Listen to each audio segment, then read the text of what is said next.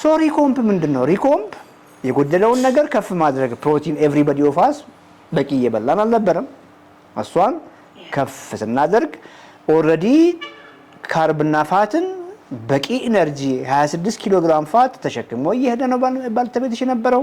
እሱ ግን ሞር ስለማያስፈልገው ኦልሬዲ ስላለው እነሱን ዝቅ እናርግ ወይ እነ ጎመን ካርቦሃይድሬት ናቸው፣ እነ እንጀራም ካርቦሃይድሬት ናቸው። እንደ እንጀራ ከፍተኛ ኤነርጂ ዴንስ ናቸው።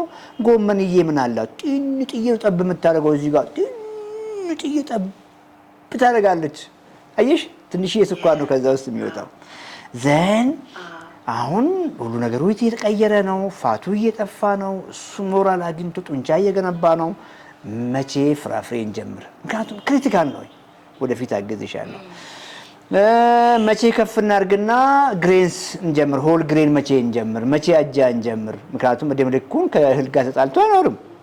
መብላት የማይችለው ከዚህ በኋላ ዳቦ ዱቄትና ኬክ ምናምን እንጂ ሆል ግሬኖችን እነ አጃን፣ እነ ንፍሮን፣ እነ ቆሎን፣ እነ ድፍን ምስር፣ ባቄላ፣ ቦሎቄን፣ እነ ድንችን፣ ስኳር ድንችን እኮ ቺፕስ አይደለም ያልኩት፣ ቺፕስ ነው የማይበላው። እነሱ ይቀማምሳል፣ ወደፊት ይበላል። እና አቮካዶ መቼ ነው የምበላው? እነ ቺያ ሲድ፣ እነ ተልባ ሰልዚፋት ናቸው። እንቁላል በነፃነት ከናስኳል መቼ መብላት የሚጀምረው? እነዚህን በውስጥ እናውራለን። ሶ አይዲያል ዌይቱ 70 ኪሎ ግራም፣ የወገቡ ልኬት ቀሪ ዘመኑን 89 ሴንቲሜትር በታች ኪፕ ማድረግ። እንግዲህ አስቢ፣ በፊት የነበረውን አንቺ ነሽ የምታውቂው፣ አብረሽ የምታድሪው አይደለ? ወገቡም ምናምን አይደል? አንተን ሰምቼ ማለት ነው ያንተን ሰምቼ ሁሉ ነገር የሚገርም ላይ ያ ስትል ሰምቼ ስለ ወገብ ልኬት ራሱ 103 ነው ነበር ጌታ 103 ዶክተር። አሁን ግን 94 ነው ይሆን? yes 89። ይኸውልሽ አሁን ከዚህ ፕሮግራም ላይ የምትይው ነገር 89 በቃ።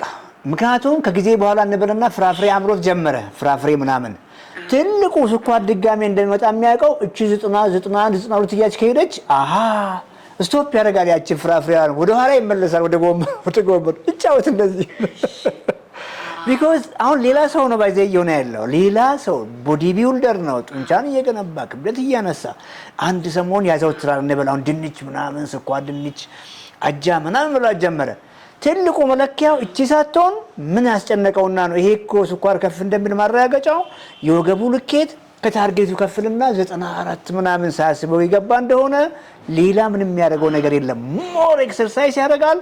እነዛን ብሎክ ያደርጋቸውና